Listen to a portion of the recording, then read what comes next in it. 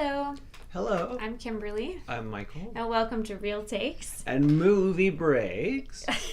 Today we are reviewing the 1988 version of Beetlejuice. Beetlejuice.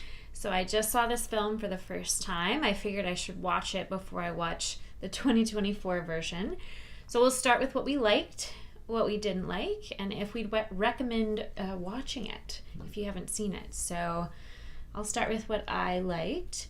I loved how original this film was. Tim Burton is known for his original, creative.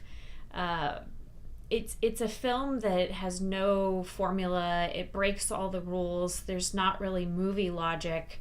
And you can't deny that Tim Burton has a very creative, thinking outside the box kind of brain. So I definitely like that it was original, unique, and I've never seen anything like it. I haven't seen this movie in a long time, and it's interesting when you see something when you're little and then you watch it again later on. I remembered a lot of things, or a lot of weird little things I remember about the movie. I remember them kind of when they're giving each other at the beginning, their little staycation thing. I remember the sandworms. Mm-hmm. I remember the whole thing where they're digging in the model looking for Beetlejuice, and they're digging out all the cardboard bits and all that stuff. So there's some like cool little practical effects type things. The actors are really good. Alec Baldwin, Gina Davis, Winona Ryder, Michael Keaton, Jeffrey Jones,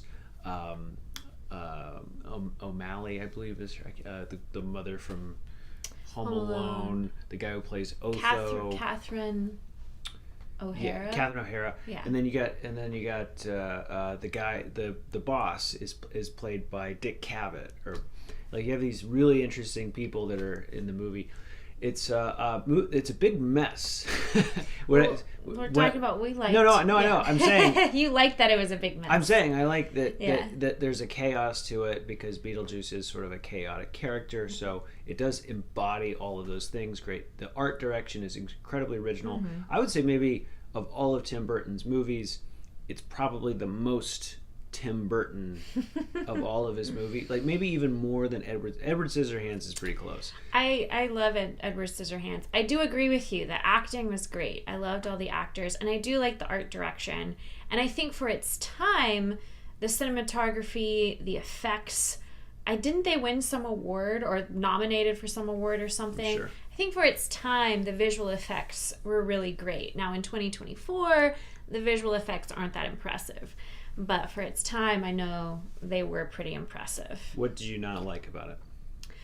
Well, the film is called Beetlejuice, and I had very high expectations because I know so many people that just love this film. So I went into it with high expectations.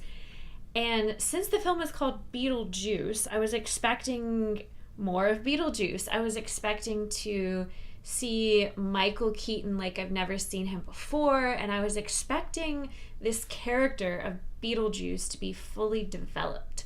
I kept waiting for them to explain more about the background of Beetlejuice and who he was before he died and how he became this bio-exorcist, and what exactly does it mean to be a bio-exorcist? What does that entail? I kept waiting to find out more information, more backstory, and I kept waiting for more of Beetlejuice to kind of show us some depth, show us some layers.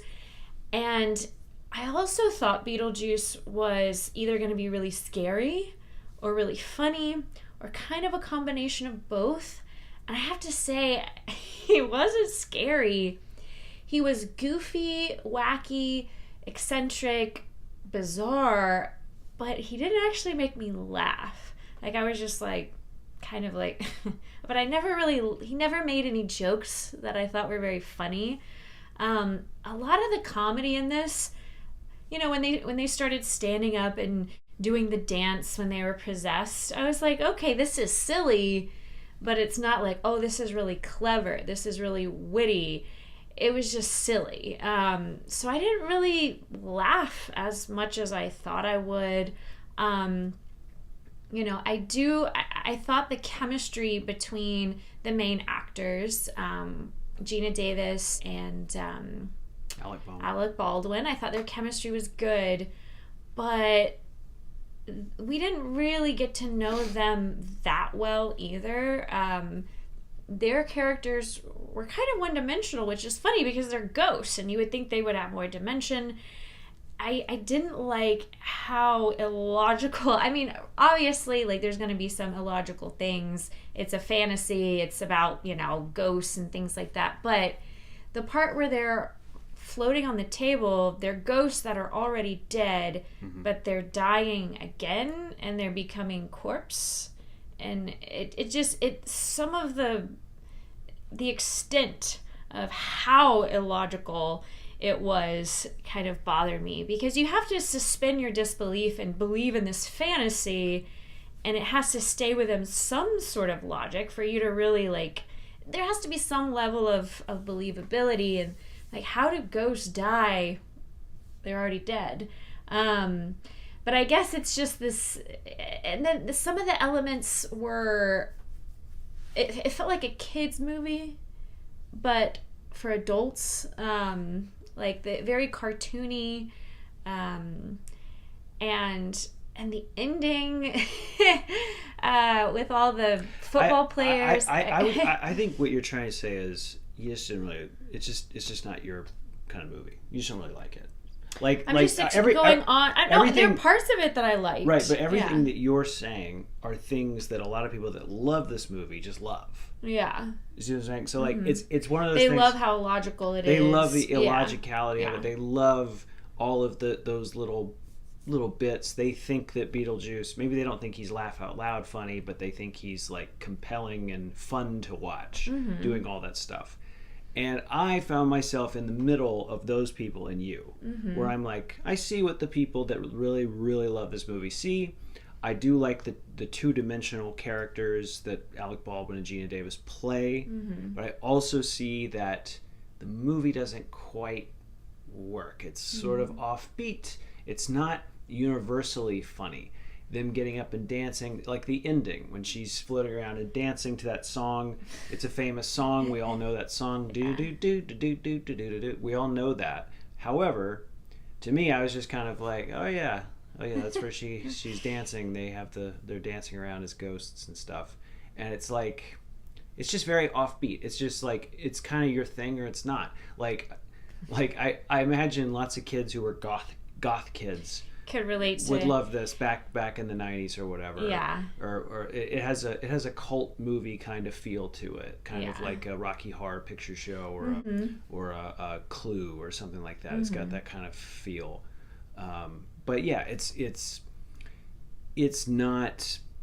I would not say it's a great movie kind of objectively. I would say it has a lot of issues and a lot of like logical. Like some of the scenes, I was like kind of like, all right. Some of the scenes are kind of boring, like with Otho and her walking around and jabbering on about interior design and all that stuff. Like, it kind of goes off in these weird tangents.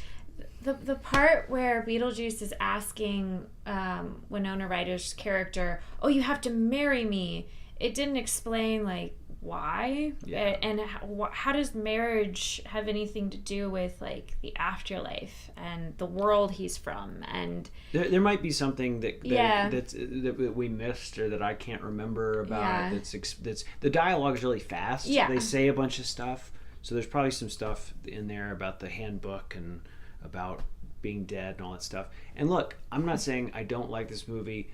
It's kind of morbidly fun. However, at the same time, it's like, okay, I see why I liked it when I was a kid. I kind of, after when I was older, I was like, that movie's stupid. And now I'm like, all right, it's okay. It's fine. It's not.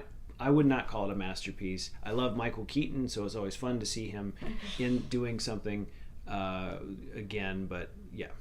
Yeah, and I mean, I do love all the actors. I love Winona Ryder. She's great at playing, like, the teenage angst gothic, but didn't really explain, okay, why can she see the ghosts and, nobody else can? There was just so much left unexplained. Yeah. and the ending itself, it just wasn't satisfying to me. And I think because there's so much hype around Beetlejuice, I just went into it with such high expectations, so I kind of felt like, what's the big deal? I mean, it was entertaining. Like, parts of it were like, I wonder what's going to happen next. Oh, I didn't see that coming. That's weird. Wait, what?